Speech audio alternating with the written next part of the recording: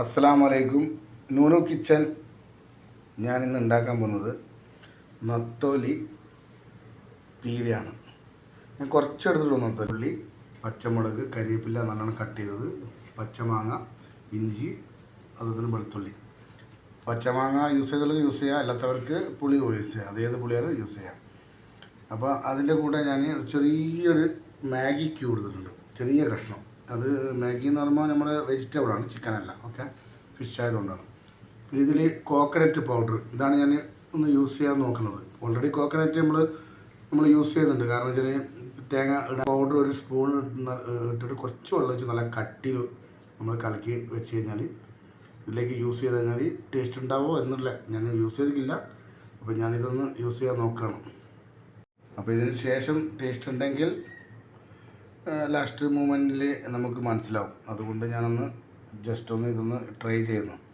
Okay, അങ്ങനെ ഞാൻ എല്ലാ, അതായത് മഞ്ഞൾപ്പൊടി, ഉപ്പ്, പിന്നെ എല്ലാ മസാലകളും ഇതിലേക്ക് ആഡ് ചെയ്തിട്ടുണ്ട്. കാരണം എല്ലാ മസാല എന്ന് പറയുമ്പോൾ പച്ചമുളക്, പിന്നെ കരിവേപ്പില, ഇഞ്ചി, വെളുത്തുള്ളി, മാങ്ങ, അതുപോലെ തന്നെ ഞാൻ പറഞ്ഞ കോക്കനട്ട് പൗഡർ കലക്കിയിട്ടുള്ള മിക്സ് ചെയ്തിട്ടുള്ള അതും ഇതിലേക്ക് ആഡ് ചെയ്തിട്ടുണ്ട്. എന്നിട്ട് മൊത്തം നമ്മളൊന്ന് എന്ത് ചെയ്യുക, ഇതൊന്ന് മിക്സ് ചെയ്തതിന് ശേഷം ചട്ടിയിൽ ഉണ്ടാക്കുമ്പോൾ, മൺചട്ടിയിൽ ഉണ്ടാക്കുമ്പോൾ കൂടുതൽ ടേസ്റ്റ് കിട്ടും. അപ്പോൾ ഇതെല്ലാം കറക്റ്റ് ആയിട്ടുണ്ട്. ഇനി ലാസ്റ്റ് ഒന്ന് മാഗിൻ്റെ ആ പറഞ്ഞ ഒരു ചെറിയ കഷ്ണം കൊണ്ട് നമ്മൾ യൂസ് ചെയ്യും.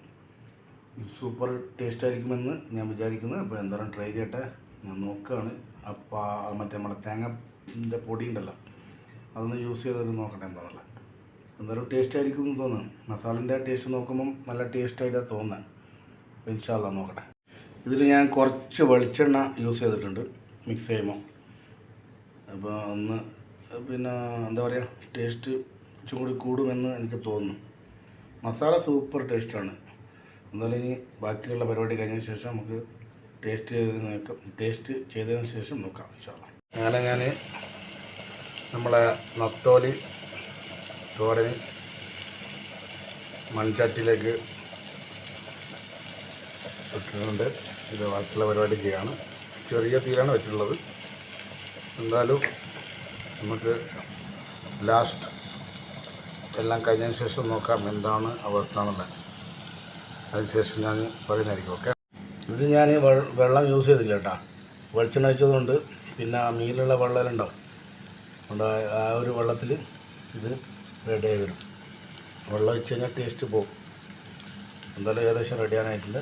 ഓക്കെ, അപ്പോൾ നമ്മളെ നത്തോലി തോരൻ റെഡി ആയിട്ടുണ്ട്. അതിൽ നിന്ന് കുറച്ച്